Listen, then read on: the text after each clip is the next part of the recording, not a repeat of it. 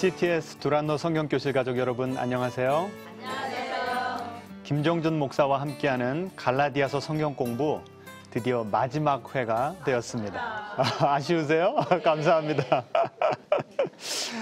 지난 4개월간 우리는 긴 여정을 함께 하였습니다. 그 복음의 높이와 넓이와 깊이를 함께 공부하고 또 깨닫고 체험하는 그런 유익한 시간이었던 것 같습니다. 아유, 감사합니다. 제가 첫 번째 강의하던 때가 생각이 납니다. 그때 제가 이 기독교의 이 핵심 진리인 복음이라고 하는 것이 다른 종교와 기독교를 차별화시킨다. 그래서 이 복음의 특징이 무엇인가를 아는 것이 가장 중요합니다라고 제가 여러분에게 나누었던 그런 기억이 납니다. 네. 예. 그래서 오늘 이 시간에 다시 한번 그 복음의 특징 3가지를 간단하게 나누면서 오늘 강의를 좀 시작하도록 하겠습니다. 복음은 하나님께서 첫 번째로 하나님께서 우리에게 값없이 주시는 은혜입니다.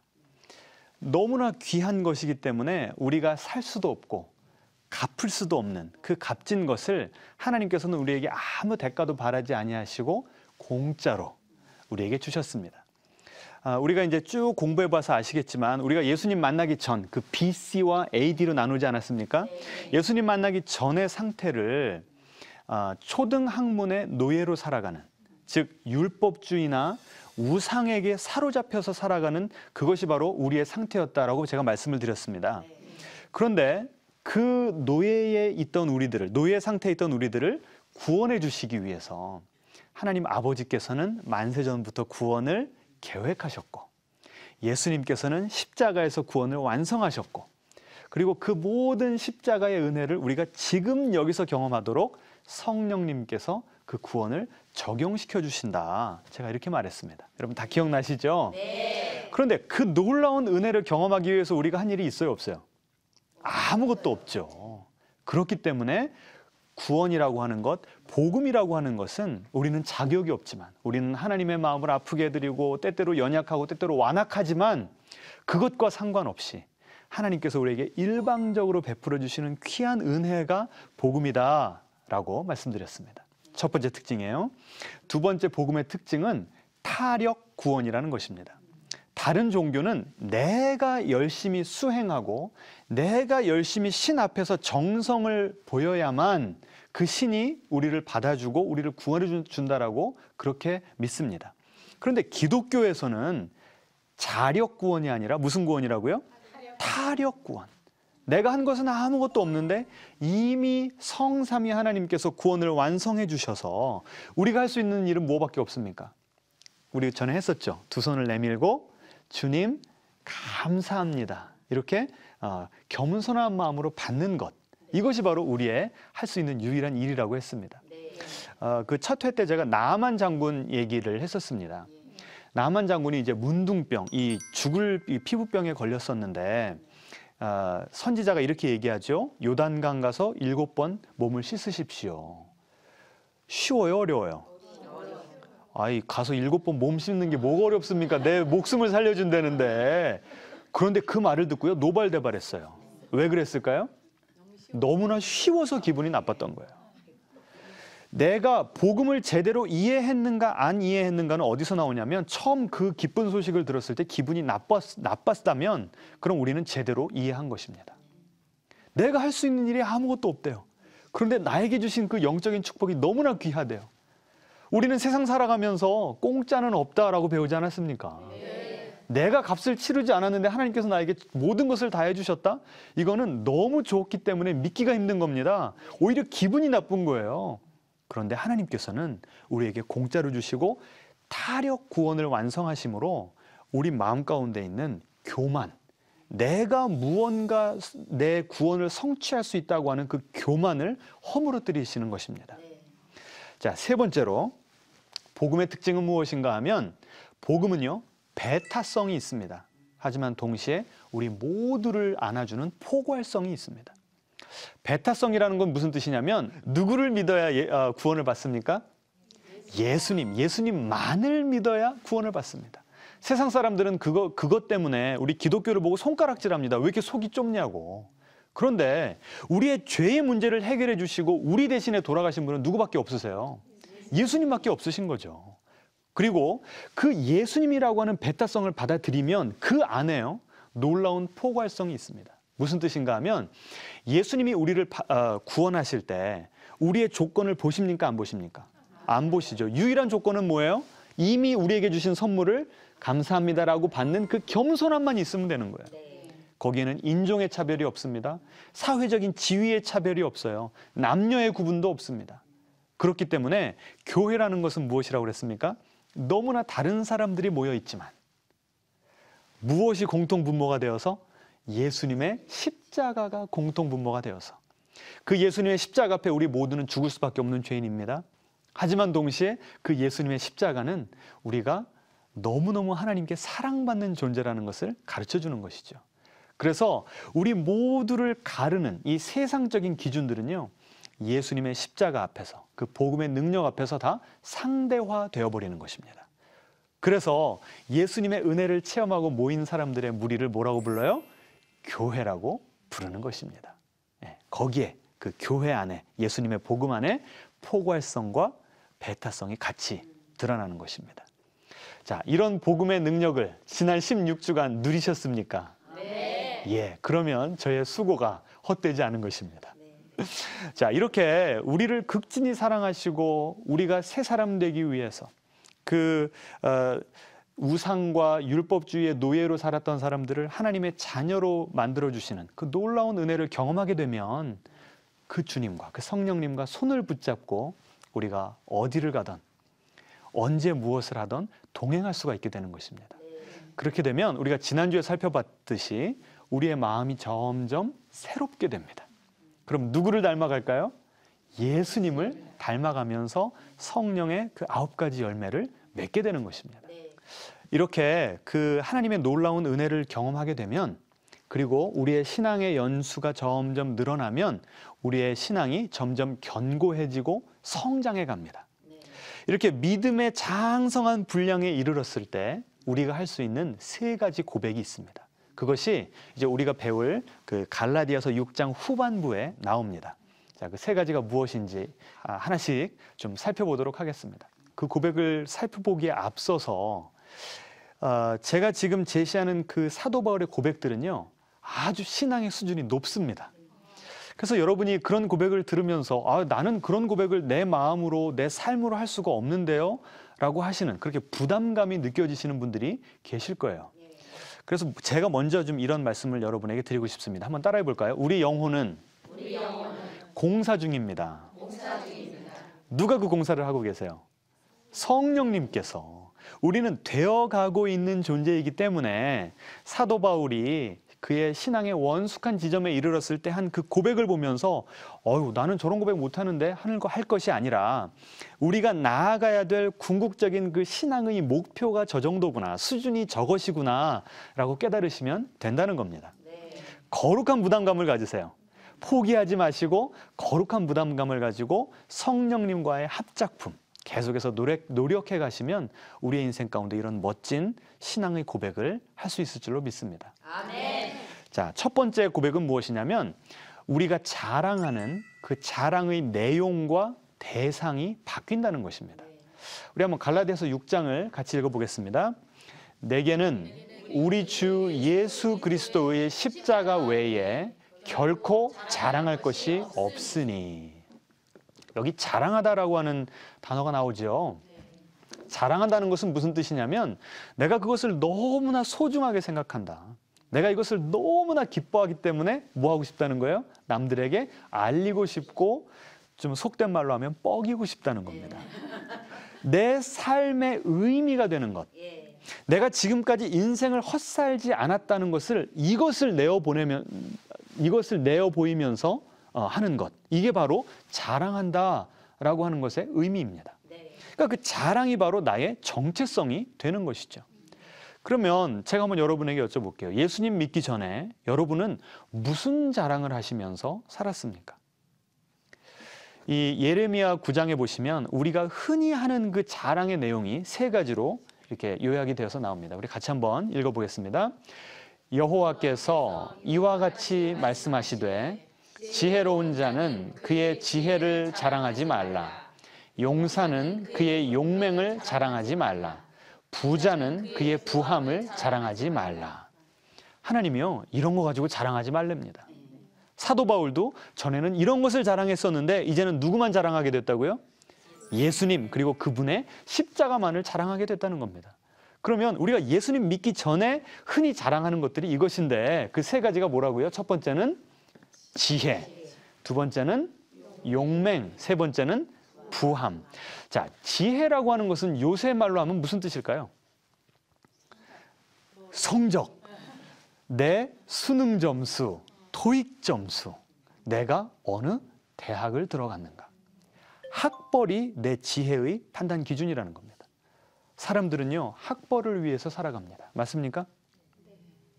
여러분 자녀들을 왜 그렇게 소위 말해서 좀 잡으십니까? 왜 그러세요? 자녀들 좋은 대학 가야 되니까. 두 번째로는 뭘 자랑한대요? 용맹. 용맹이라는 건 힘이죠. 다르게 말하면 권력입니다. 내 뜻을 다른 사람들에게 관철시킬 수 있는 능력. 이게 바로 권력 아닙니까? 근데 나에게 권력이 없어요. 그러면 권력 있는 사람에게 내가 매력적으로 보여야 되는 거죠. 그래서 여기에는 저는 미모라고 하는 개념도 같이 좀 포함시키고 싶어요. 자, 그래서 학벌, 권력, 미모, 그리고 마지막은 뭐라고요? 부함. 부함은 뭐예요? 돈 많은 거죠. 내 재산이 많은 거죠. 돈이 많아지면 세상이 착해지지 않습니까? 전에 제가 동영상을 본 적이 있어요. 5억짜리 그 외제차와 1,000만 원짜리 국산차를 가지고 똑같은 곳에서 이제 그 우회전 해야 되는 그 차선에서 그냥 직진을 하려고 서 있는 겁니다.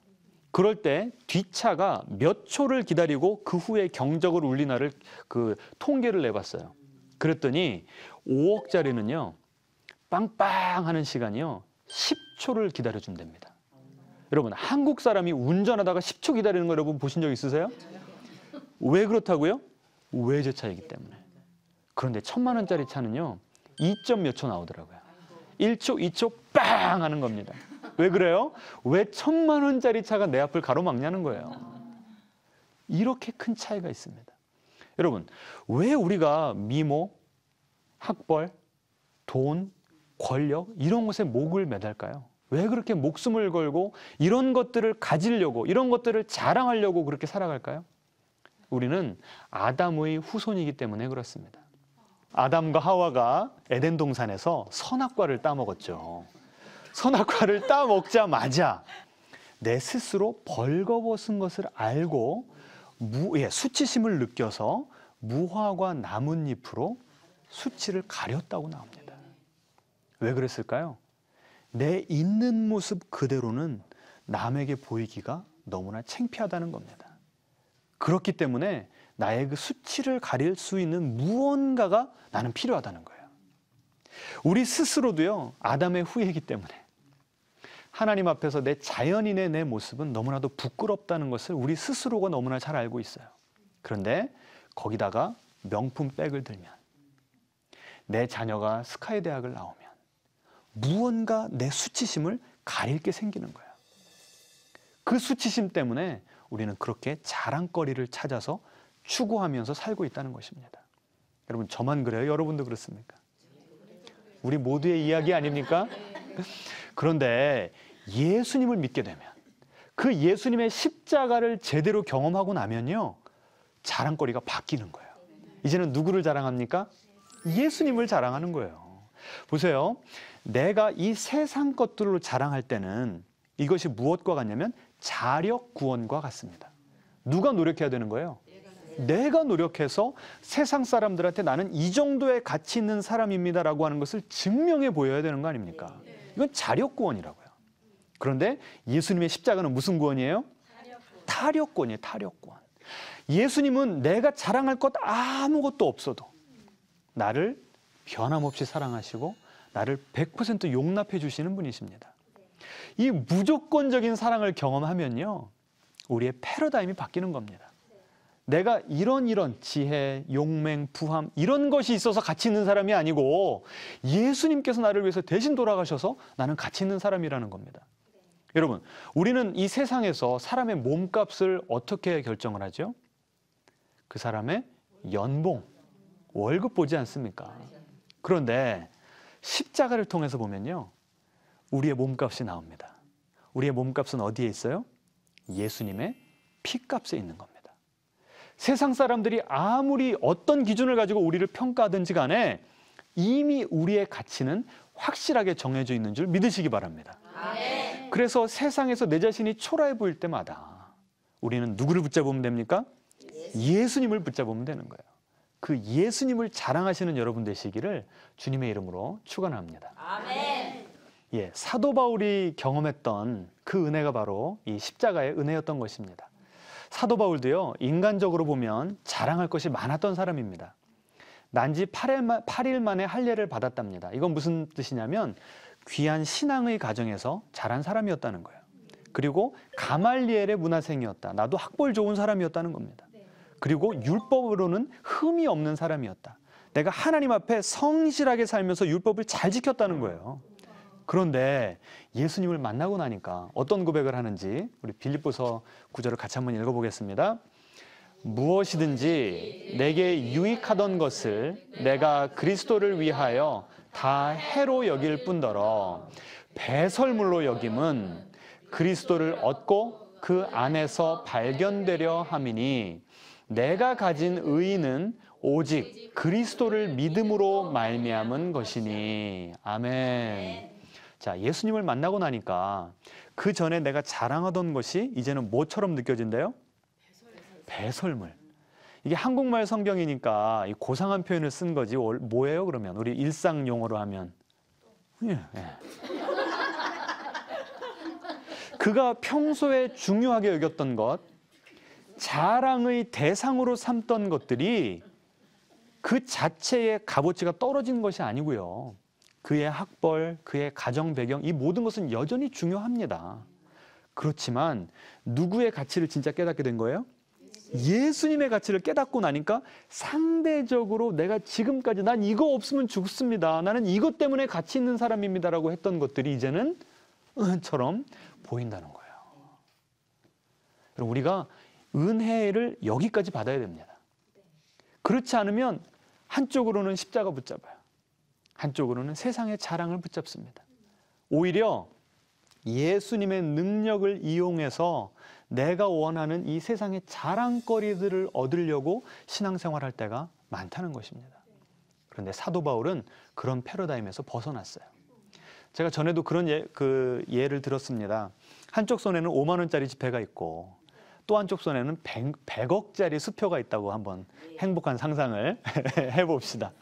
갑자기 바람이 불어서 5만 원권이 확 날아갔어요. 그러면 내가 100억짜리 수표만 꽉 붙잡고 있으면 그 5만 원짜리가 아까울까요? 안 아까울까요? 물론 있으면 더 좋겠죠. 하지만 그것을 잃어버렸다고 땅을 치면서 가슴 아파할 사람은 없다는 거예요.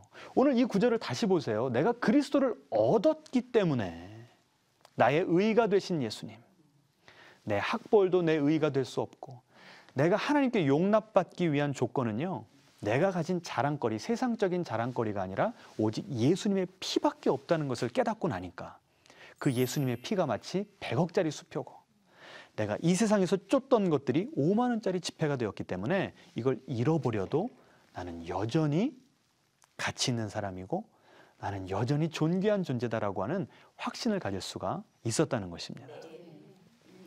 저도 10대 때 제 인생의 목표가 있었습니다. 하나님의 영광을 위해서 서울대를 들어가는 것이었습니다. 초등학교 2학년 때부터 제 일기장에 써놨어요. 나는 서울대를 가서 힘들게 목회하시는 우리 개척교회 목사님이신 우리 부모님을 행복하게 해드리고 하나님께 영광을 올려드리겠다. 공부를 열심히 했습니다. 그리고 정말 하나님께서 저에게 합격이라고 하는 좋은 그 기회를 주신 겁니다. 그런데요, 문제는 그 다음부터 생겼어요. 행복하지가 않은 거예요. 제가 철학과 출신인데요. 철학과 그 철학 개론 수업에 교수님이 첫 시간에 이러시더라고요. 여러분이 생각하시기에 이게 철학적인 문제다라고 하는 것을 잡아가지고 한 학기 내내 고민해서 논문을 쓰십시오라고 하더라고요. 그래서 제가 교수님께 이제 이런 글을 썼습니다. 저는 지금까지 서울대만을 위해서 살아왔습니다. 이것만 잡으면 나는 인생 행복하고 나는 내 스스로 만족할 것이라고 생각했습니다. 그런데 왜 저는 행복하지 않습니까? 이것을 저는 이제 철학적인 문제라고 써서 냈습니다. 그랬더니 교수님이 읽으시더니 이건 철학적인 문제가 아니네. 합격 감상문이구만. 그러시더라고요. 그래서 제가 주제를 바꿨는데요. 그것이 저의 마음이었어요. 행복하지 않았습니다. 만족이 없었습니다. 그리고 가니까 어떻게 그렇게 똑똑한 친구들이 많은지 오히려 제가 열등감에 시달렸습니다. 그리고요, 제가 이제 또 미국에 그 신학 공부하러 유학을 갔지 않았습니까? 가니까 또 그 친구들이 뭘 잘해요? 미국 가니까 영어를 잘하는 거예요. 그럼 이제 공부하기가 얼마나 힘듭니까? 그래서 어느 날은요, 너무 지쳐서 하나님 앞에 나와서 기도를 했습니다. 하나님, 저 참 외롭고 공부하기도 너무나 힘들고 영어 못하는 내 자신이 참 너무나 초라해 보입니다. 그런데 하나님께서 제 속에서 이런 음성을 들려주시는 것 같은 느낌을 받았습니다. 정준아, 너는 내 아들이다. 너는 내 안에서 안식을 얻어라. 그 하나님의 음성을 듣는데요, 지금까지 제 인생이 이렇게 파노라마 같이 지나가는 것을 경험을 했습니다. 어떻게든 저희 부모님의 기쁨이 되어 보려고, 힘들게 사시는 우리 부모님께 좀 효도를 해보려고 열심히 살던, 내 몸값을 높이려고 내 스스로를 학대하기까지 했던 그 지난 날이 이렇게 쭉 보여지는 거예요. 그런데 너는 내 아들이다라고 하는 그 하나님의 음성 가운데 무엇이 깨달아지냐면, 하나님은 제가 서울대 가건 안 가건 상관없이 저를 변함없이 사랑하신다는 거였습니다. 그 조건에 상관없이 나를 받아주시는 그 하나님의 사랑을 경험하고 나니까요, 서울대로도 채울 수 없었던 제 마음이 따뜻하게 그 주님의 사랑으로 채워지는 것을 경험을 했습니다. 그러고 보니까요, 학벌이 별게 아니더라고요. 여러분에게도 그런 동일한 은혜가, 주님 한 분만으로 충분하다고 하는 그런 은혜가 여러분에게 임하시기를 축원합니다. 아멘. 장성한 신앙에 이르면 두 번째로 하는 고백이 있습니다. 무엇이냐면, 세상이 나에 대해서 죽고 내가 세상에 대해서 죽었다라고 하는 고백입니다. 우리 두 번째 구절 한번 읽어보겠습니다. 그리스도로 말미암아 세상이 나를 대하여 십자가에 못 박히고 내가 또한 세상을 대하여 그러하니라. 이때 먼저 이 세상이라고 하는 것은 육체라고 하는 것과 너무나 비슷한 개념입니다. 세상이라고 하는 것은 우리의 이 눈으로 보이는 물질적인 세계를 가리키는 것이 아니고, 이 세상이 돌아가는 그 원리, 무엇이냐면, 이 세상에서는 뭐가 많아야 대접을 받죠? 돈이 많아야 대접을 받습니다. 아까 우리가 자랑거리들, 학벌도 좋아야 되고, 60대이지만 얼굴이 몇 살처럼 보여야 돼요? 40대 정도는 보여야, 그래야 우리는 성공한 삶이다라고 세상적인 기준이 이미 다 정해져 있어요. 그런 세상적인 가치관을 가리켜서 지금 사도 바울은 세상이라고 얘기한 것입니다. 우리가 예수님을 믿기 전에는요, 세상이 우리고요, 우리가 세상입니다. 여러분 인정하시죠? 그 세상적인 가치관을 우리가 내면화 시켜버린 거예요. 그래서 한 번 웃고 한 번 우는 것이 내가 지금 돈이 얼마나 있는가, 내 자녀가 지금 성적이 어떤가, 이런 모든 것들로 좌지우지되는 그런 인생을 살았다는 것입니다. 그런데 예수님을 믿고 나니까 누가 나에게 가장 중요한 분이 됐어요? 예수님. 그 예수님의 십자가만이 나의 가치를 규정해 준다고 한다면, 이제 나는 세상을 뭐 하게 돼요? 십자가에 못 박게 되는 것입니다. 그래서 전에는 세상과 나이가 하나였다고 한다면, 이제는 그 세상적인 가치관에 이별을 선언할 수가 있는 것입니다. 우리 앞뒤좌우로 인사하실 때 이렇게 하면 좋겠습니다. 세상적인 가치관과 결별합시다.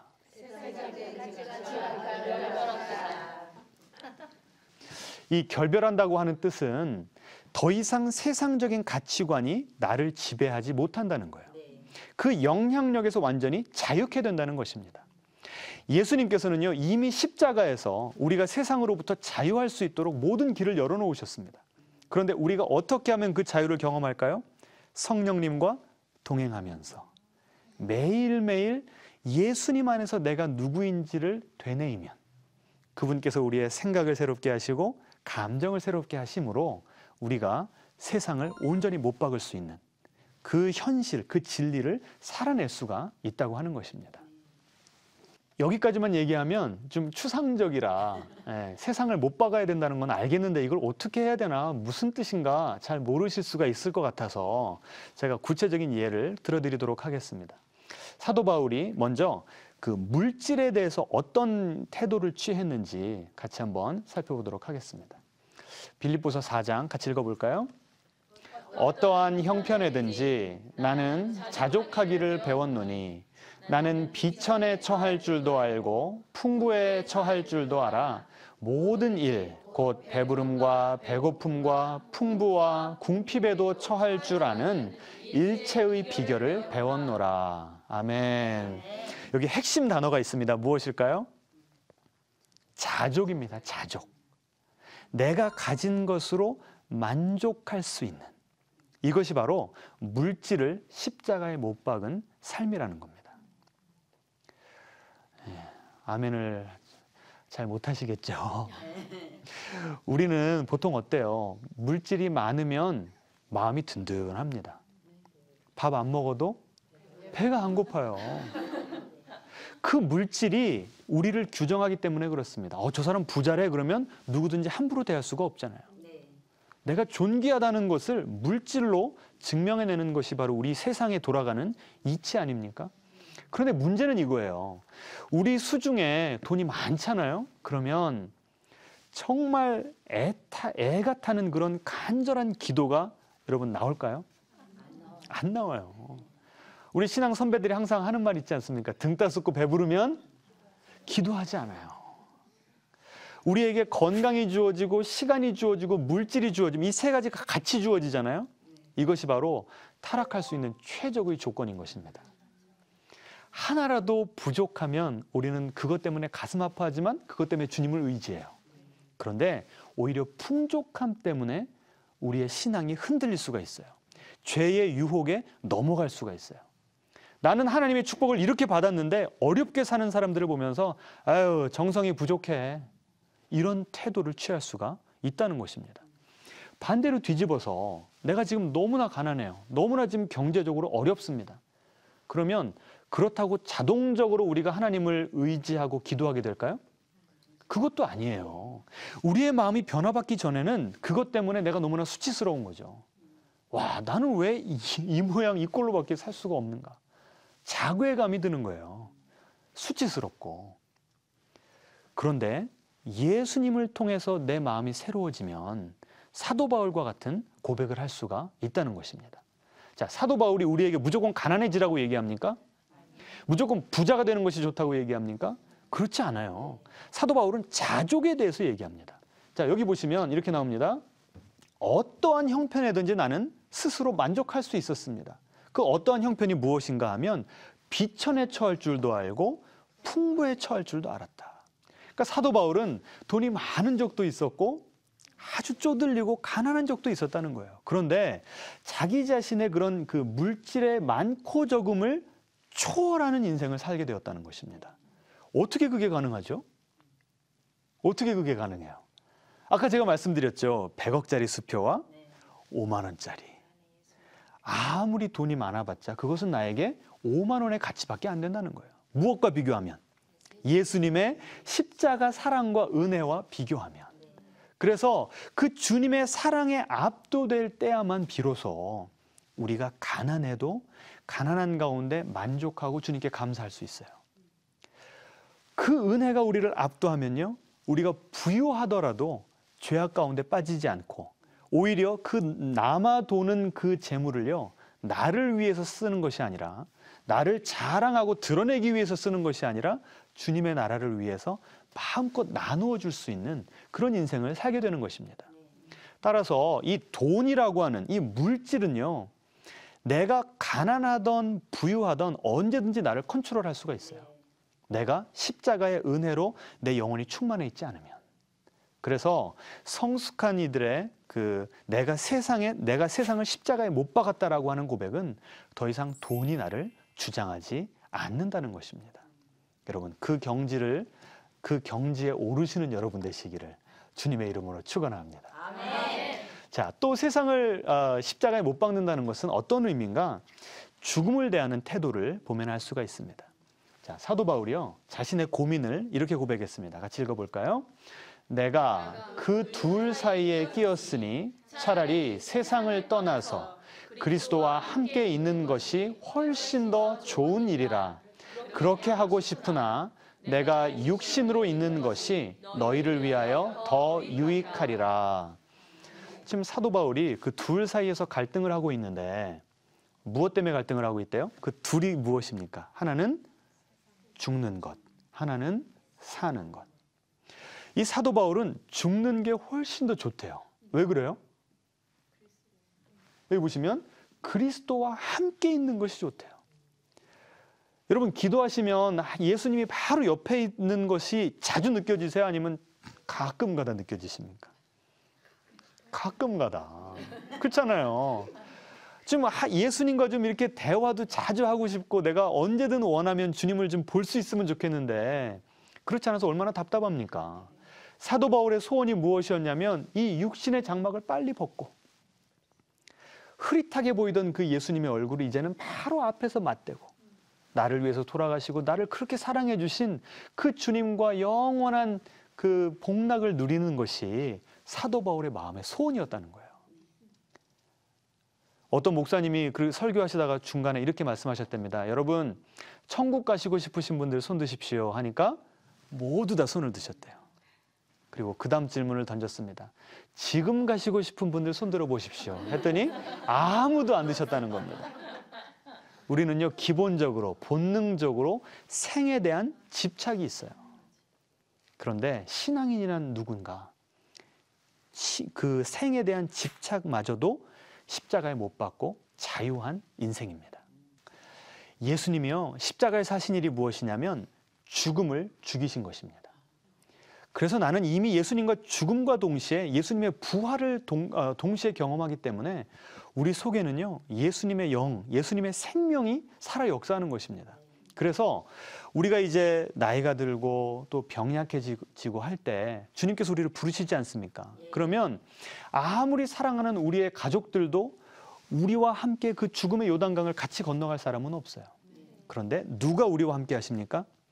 이미 그 요단강을 건너보신 예수님께서 그 사망의 음침한 골짜기조차도 예수님의 그 지팡이로 우리를 인도하시니까 우리는 죽음에 대한 두려움이 없어지는 것입니다.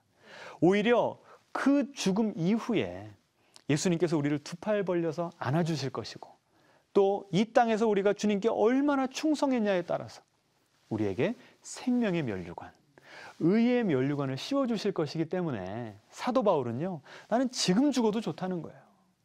이 생에 대한 미련이 없는 것입니다. 왜? 하루하루를 나는 최선을 다해서 주님을 위해서 살았기 때문에 그렇습니다. 자, 그런데 내가 지금 당장 하나님께 가고 싶어도 갈 수 없는 이유가 있는 거예요. 여기 다시 보시면 이렇게 나오죠. 내가 육신으로 있는 것이 누구를 위하여? 너희를 위하여 더 유익이니라. 지금 나 자신만 보면 나는 빨리 천국 가고 싶다는 거예요. 그런데 누구를 보니까요? 하나님께서 나에게 붙여주신 그 영혼들을 보니까 내가 수고하고 복음을 전하고 예수님을 자랑하다 보면 그 복음의 생명과 능력이 많은 사람들에게 전해지잖아요. 그러면 그들도 예수님 믿는 그 기쁨, 하나님의 자녀가 되는 기쁨을 누리게 되니 나는 살아있어도 주님의 일을 하는 것이고 주님께서 나를 부르시면 내가 주님과 영원히 함께 할 수 있다는 겁니다. 그러니 둘 중에 뭐를 선택해야 될지 모르겠다는 거예요. 그러면 이거를 이제 누구에게 맡기는 겁니까? 하나님께 맡기는 것이죠. 그래서 살고 죽는 것이 누구의 손에 달려있다? 하나님의 손에 달려있기 때문에 나는 이제 두려울 것이 없는 인생이라는 겁니다. 여러분, 왜 우리가 세상을 십자가에 못 박고 나는 세상에 대해서 죽고 세상적인 가치관은 나에 대해서 죽어야 되는가? 두려울 것 없는 신앙인이 되기 위해서 그런 것입니다. 자유로운 신앙인이 되기 위해서 그런 것입니다. 이렇게 되면 따라해 보겠습니다. 세상이 감당할 수 없는 신앙인이 되는 것입니다. 여러분 그렇게 변해가시기를 축원합니다. 세 번째로 장성한 신앙인의 그 신앙적인 고백은 무엇인가 하면 내 몸에 예수님의 흔적을 지녔다고 하는 것입니다. 자, 사도 바울이 이렇게 고백하죠. 내가 내 몸에 예수의 흔적을 지니고 있노라. 이 흔적이라고 하는 단어는요, 스티그마라고 하는 헬라어인데요. 주인이 내 소유임을 표시하기 위해서 이 문양을 만들어서 불에 달군 다음에 노예든지 가축에다가 이렇게 지지는 것, 도장을 찍는 것. 이것이 바로 스티그마라고 하는 것입니다. 사도 바울이 나는 예수님을 믿다가 예수님의 흔적이 내 몸에 새겨졌대요. 무슨 뜻일까요? 예수님께서 너는 내 거야 라고 말씀하셨다는 겁니다. 그러면 이때 그 흔적이라는 것은 무슨 흔적인가 하면 고난의 흔적입니다. 예수님을 따라가는 길은요, 너무나 복된 길입니다. 우리 마음 가운데 평안이 있고 기쁨이 있습니다. 그런데 우리가 살아내야 되는 이 세상은 어떤 세상이냐면 갈라디아서 1장 4절에 이 악한 세대에서 우리를 구원하셨다고 했습니다. 우리가 살아가는 세상이 어떤 세상이라고요? 악한 세상이라는 거예요. 우리를 구원하셨다고 해서 우리가 곧바로 천국 가는 거 아니죠. 구원을 하셨지만 이 땅 가운데 살아가다 보면 세상의 원리 원칙, 세상의 가치관과 우리가 살아가는 그 기독교적인 십자가의 원리 원칙과 어떻게 돼요? 상충할 수밖에 없어요. 충돌할 수밖에 없는 거예요. 그러면 우리가 이 세상 가운데 십자가를 지고 살아가기 때문에 그렇게 살다 보면 상처를 입는 겁니다. 예수님 때문에 오해도 당하고 모함도 당하고 욕도 먹고 바보처럼 산다고 손가락질도 받습니다. 그런데 진정한 바보가 무슨 뜻인 줄 아세요? 바보, 바로 바라보는 사람이라는 것입니다. 십자가의 진리를 제대로 깨달은 그런 바보 같은 인생을 살아가는 것이 원숙한 신앙인의 삶의 모습이라는 겁니다. 참 기독교 방송에서 제가 이 스님 이야기를 해서 참 여러분 이해해 주시기 바랍니다. 너무나 좋은 예화이기 때문에 안 써먹을 수가 없어서. 그럼 법륜 스님 아십니까? 이분이 그 전국을 돌아다니면서 증문즉설 하시잖아요. 그 자리에 어떤 목사님 사모님이 가셔서 마이크를 들고 이제 그분에게 질문을 하는 겁니다. 너무나 억울한 감정이 많아서 나오신 분이더라고요. 이분의 남편이 이제 신학 박사학위를 하러 유학을 가실 때 어떤 단체에서 장학금을 원래 받기로 했었답니다. 그런데 그 장학금을 수여하는 분이 이분이 가장 그 자격이 있는 분이었는데 갑자기 바꾸어서 다른 분에게 장학금을 준 거예요. 그래서 경제적인 어려움 가운데서 어렵게 학위를 마친 것입니다. 돌아오셨습니다. 강사를 하면서 이제 교수 임용의 기회가 있는 거예요. 그래서 자기가 생각할 때는 그 점수가 1등이었는데 그 학교에서 또 연줄이 있는 사람에게 기회를 준 겁니다. 그래서 거기서도 탈락을 한 거예요. 그래서 이 사모님이 그 스님께 이런 그 고백을 했습니다. 이런 나날이 계속되다 보니 몸도 마음도 많이 상했습니다. 제가 어떻게 기도해야 남편의 길이 열릴까요? 이 질문을 누구한테 했다고요? 스님한테 한 거예요. 자, 그런데 이 스님이 이렇게 답을 했습니다. 이건 어떤 인생의 길을 선택하느냐의 문제입니다. 그리스도의 길을 따를 것인지 세상의 길을 따를 것인지 먼저 선택해야 됩니다. 여러분 참 기가 막히지 않습니까? 우리에게는 두 가지 옵션이 있다는 거예요. 예수님을 따라서 나에게 주어진 그 십자가를 지고 살아갈 것인가, 아니면 세상에서 세상의 자랑거리를 위해서 살아가는 그런 인생을 살 것인가. 그러면서 이 스님이 계속 이렇게 얘기합니다. 관점이 이리 갔다 저리 갔다 하기 때문에 지금 혼란스럽지 않나 싶습니다. 이 사모님도 자꾸 예수님을 믿음으로 그래도 내가 좀 무언가 풀리고 잘 되기를 바라는 그런 마음이 있었다는 거예요. 그런데 오히려 예수님께서는 이 그 내외분에게, 이 목사님 내외분에게 세상과 타협하지 않고 현실과 타협하지 않고 그렇게 억울한 일을 당하고 힘든 일을 당하지만 예수님의 십자가를 지고 꿋꿋하게 걸어가는 그 삶, 그 삶을 살아가면서 이분들의 마음 가운데, 이분들의 삶 가운데 그 스티그마, 예수님의 흔적이 생기는 것을 보고 예수님께서는 기뻐하시는데, 예수님께서는 잘했다, 충성된 종아 하시는데 왜 세상의 길을 걸어가려고 하십니까? 라고 스님이 조언을 해준 거예요. 제가 볼 때 스님이 이 복음을 너무나 잘 이해하고 계시더라고요. 그래서 제가 여러분에게 좀 나눴습니다. 여러분, 스님이 복음을 그 정도로 이해하시면 우리는 그 복음을 그 정도 이해할 뿐만이 아니라 살아내야 되지 않겠습니까? 여러분, 고난을 바라보는 우리의 시각이 바뀌었으면 좋겠습니다. 내가 정말 주님의 뜻대로 살려고 하는데 때때로 실패하고, 때때로 경제적으로 어렵고, 때때로 내 마음과 내 몸에 병이 들었어요. 그러면 왜 나는 예수님을 잘 믿고 있는데 이런 어려움을 허락하십니까? 라고 원망할 수밖에 없죠, 우리는. 그렇지만 그런 마음들은 다 하나님께 토해내시고, 하지만 그 뒤에는 주님, 이것이 주님께서 주신 십자가라고 한다면, 나의 이 고통을 통해서 하나님의 나라가 세워질 수 있다고 한다면, 나의 이 아픔을 통해서 한 영혼이라도 구원받을 수 있다고 한다면, 주님, 제 몸에 예수님의 흔적을 새겨주십시오 라고 하는 것이 원숙한 신앙인의 고백일 줄로 믿습니다. 아멘. 지난 16주간의 강의를 마치면서 우리가 익히 알고 있는 찬송가 가사를 한번 되뇌어 보면 좋겠습니다. 주 달려 죽은 십자가, 우리가 생각할 때에 세상에 속한 욕심을 헛된 줄 알고 버리네. 죽으신 구주밖에는 자랑을 말게 하소서.